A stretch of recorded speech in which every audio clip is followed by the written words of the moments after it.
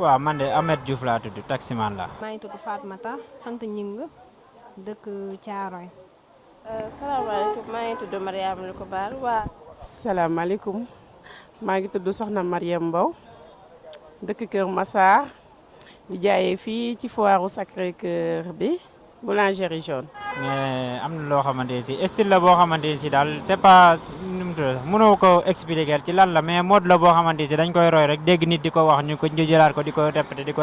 répété ba mu law tamit mais du loo xamante ne si mode boo xamante ne si style la boo xamante du lu baax la.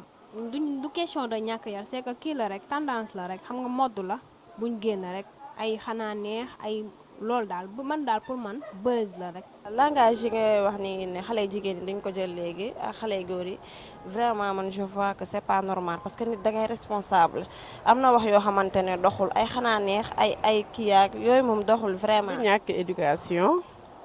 du mbiru tamit lu xew ak luy xew yi affaire bi éducation de base la xale bu nekk ak fi ñu ko yaree rythme bi mu tàmm loolu lay dund tey jii fekkente ne xale bi dañ ko yar ci taalube waxi taalube lay wax comme ñun waa kër Serigne Touba yi xam nga suñuy terme ak suñuy façon bokkut ak ñi ci des ñeneen tam ak ñeneen noonu xale bi fi mu yaroo rek li mu ximbali ko ak li mu xam rek loolu lay def. ñooñu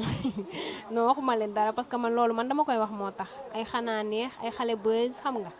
tendance la rek mais du dara. réputation bu baaxul la rek dégg dara ci nit rek di ko roy te loo xamante ne si dañuy roy loo xamante ne si du suñu aada du suñu culture du suñu dara mais dañ koy dégg rek même bu fekkoon même moo du tele nii rek da ngay dégg nit da wax dara rek ñu jël ko def ko moo du xam nga ñëpp di ko wax ça le problème. non man nag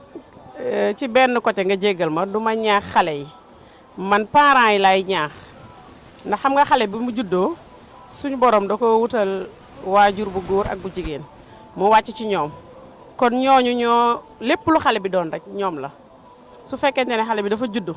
fekk ay waajuram yaru ci diine ci lislaam ci taalube xale bi loolu lay xam su fekkee dafa nekk ci safaan bi tamit xale bi loolu lay xam parce que xale moom moominu yàlla la rek ni mu fi mu juddoo lu mu fekk ñuy dund rek loolu lay xam xale yi defuñu dara man daal li may reprocher parents yi mooy nañu yar seen doom yi ci diine bu dee jullit nga nañu leen yar ci diine yar leen ci taalube fu ñu dem mën faa nekk kër gu ñu dem muy jigéen nga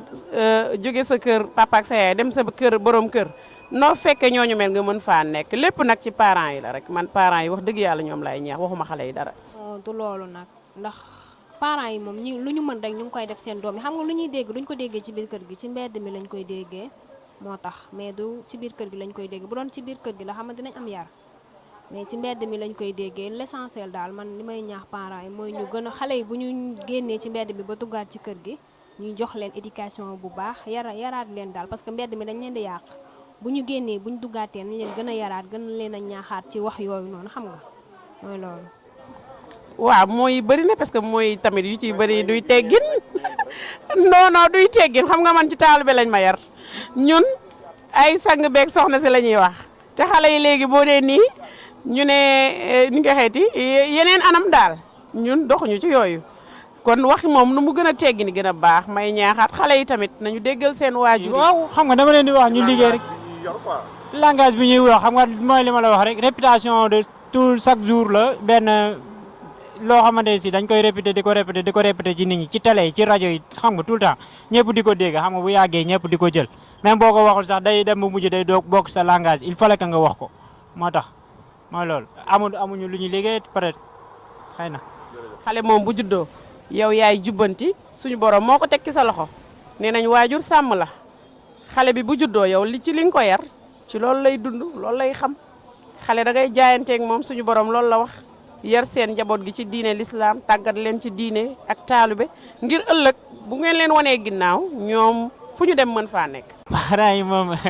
déjà ñoom xam nga rek dañuy judd rek xam nga rek retraité ci famille bi léegi si xam nga rek nit ki moom des fois joxootoo ko mooy loolu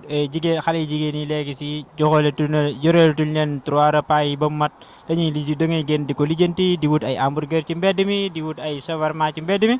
moo tax léegi pour nga yor sa xale sa doom daanaka moom fii moom à Dakar surtout à Dakar moom yor fi jigéen sax moom erreur. yar bi la rek xale moom boo ko xasee yar fu mu mënti dem du wàlliyaan mooy tey nga dem fee fekk xale bi mel nii nga ne naa ko roy indi ko sama kër boo nee salaamaaleykum sa kër sa parent war naa am benn caractère boo xam ne soo ñëwee ak beneen jikko boo jéggaani soo nee sarax doo am fitu di ko wan xamoo dara yow xale xamoo dara kon yow xale dama lay ñaax ngeen di déggal seen waajur yi di dox lu baax di wax lu baax di def lu baax ngir ëllëg bu ñu leen wanee ginnaaw ngeen doon seen magum bopp fu ngeen dem mën faa nekk bañ a jirim nee nañ jirim du ñàkk waajur wu góor ak gu jigéen jirim mooy xale bu yaree di ko boo yaree di ko rek jirim nga ndax waajur wi ànd ak yow dalaa gunge rek bis bu la wanee ginnaaw nag te fekk suñu borom dimbaliw la ba nga am yar ak teggin foo dem da ngay jirim ku lay nangoo doomu kon yow xale jubbantikul aw ci yoon wu baax wi baax ak bon moom ku ne xam na ko léegi da ngay ximmi xool ñiy dox ci lu baax fa ñuy mujj ñiy dox ci safaan bi fa ñuy mujj